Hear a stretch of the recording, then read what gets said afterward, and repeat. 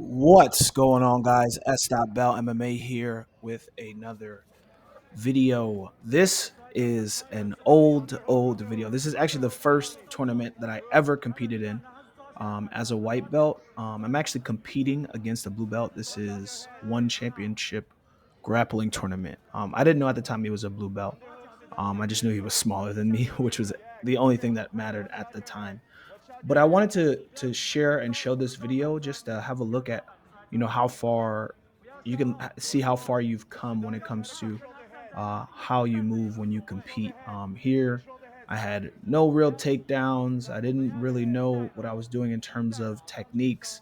I just knew I was bigger and stronger than the guy, but I had no real technique to speak of. And here's an instance where technique starts to take over. I know it's a little bit hard to see, but I was trying to get the guillotine here, and I was not able to get it because my hand grips weren't the right way, and then he ends up getting the top position.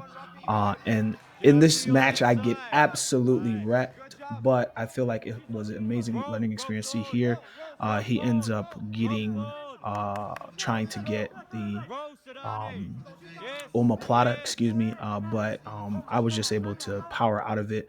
But then he ends up powering through here and almost getting side control. But here you see I've kind of got my arm blocking, which is why he doesn't get the points. But then he ends up getting the mount, and he mounts me here. So as he mounts me, we go ahead and reset. And you see me kind of hesitate here because I don't know what I'm doing. Again, this is my first tournament.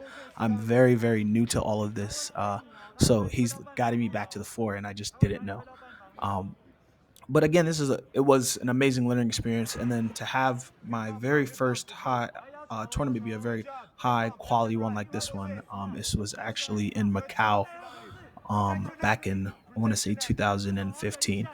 So you see here, my opponent gets my back, gets 4 points for that. And so I'm losing 8-0 at this point. But in my mind, I knew I wasn't going to tap to anything. So my focus was just on trying to survive and get out and try to get some points. But I was not doing great in this tournament. But again, this was an amazing learning experience that I enjoyed. I wasn't really getting much coaching from my coaches. You can probably hear the audio in the background. My main instinct, and this is usually what your main instinct is in the beginning, is to survive.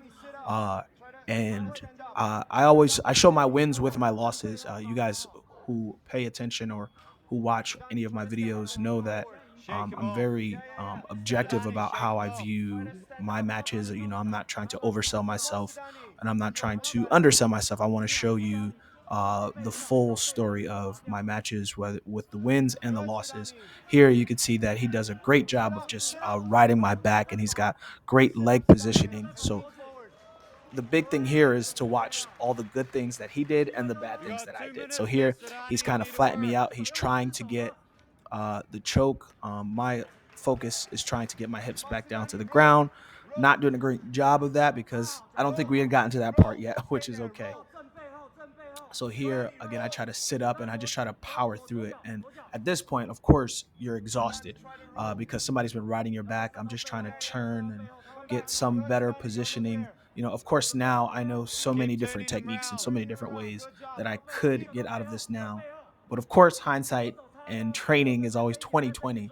I coulda, woulda, shoulda. Here you see I start to get out, but again, I was so tired that and he just did a good job of forcing me down and using all his weight to stay on me.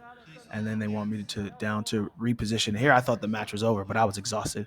So again, we get back in that ride position, and it's like I'm like a bronco that this dude is on top of, and I'm again just trying to fight through in every position. He does a great job of using his right arm to hook in and take away my frame so that I'm not able to build my posture up and then stand up. So again, here he just starts to ride me, and he's riding this out for most of the round. I'm out of breath. I don't really know what I'm doing. Every time he tries to get a choke, he doesn't really have it. I at the very least, as a white belt, I knew how to tuck my chin and focus on not tapping. Of course, there are things like even seeing his feet crossed here. There are techniques where you could just cross the feet over. To me, it's kind of dirty, but I could cross my feet over the top of his feet, and I could have tapped him that way. But it would have just got me through to another round to lose to somebody else who was better. This was again here. He gets. I think I get uh, a penalty for stalling, but I was so exhausted and just trying to get out.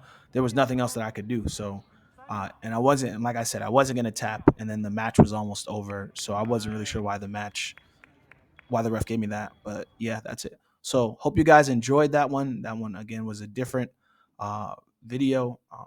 But if you like this video, please like and subscribe. Peace.